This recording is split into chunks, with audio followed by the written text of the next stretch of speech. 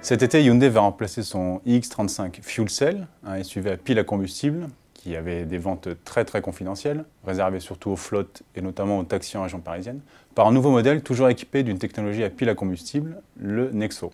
Je ne veux pas rentrer dans les détails du fonctionnement de la pile à combustible, mais en gros, c'est un véhicule qui est alimenté par de l'hydrogène et qui, en aspirant de l'air, forme une réaction chimique pour provoquer l'électricité et alimenter un petit moteur électrique.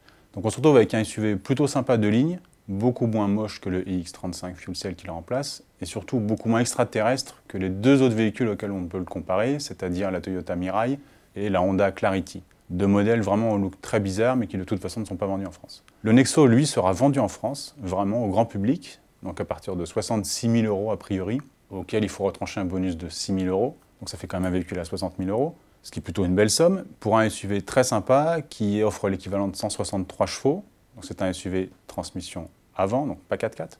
Pour le reste, on a un véhicule très confortable, suréquipé. En termes d'agrément, bien sûr, on retrouve tout ce qu'on attend d'un véhicule moderne, c'est-à-dire un écran tactile gigantesque, de la clim, du Bluetooth, de la connexion, et surtout en termes de sécurité, puisque ce Hyundai Nexo annonce aussi les futurs véhicules autonomes de la marque. Donc en termes d'aide à la conduite, on a vraiment tout ce qu'il faut et on n'est pas loin d'avoir une voiture qui se conduit toute seule.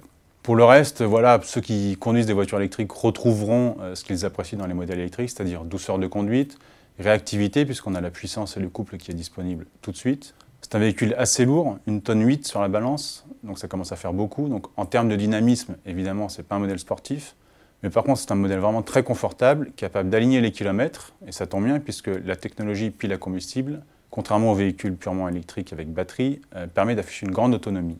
Hyundai annonce 800 km d'autonomie pour ce véhicule, donc ce qui est vraiment très correct, notamment par rapport à des véhicules électriques type Tesla Model X, qui pourrait être son seul concurrent direct et qui ne peut faire que 430 km avec un plein. Et l'autre avantage du véhicule à pile à combustible, c'est que le plein de l'hydrogène se fait en moins de 5 minutes, quand vous avez une demi-heure de recharge sur une Tesla pour récupérer 200 km d'autonomie.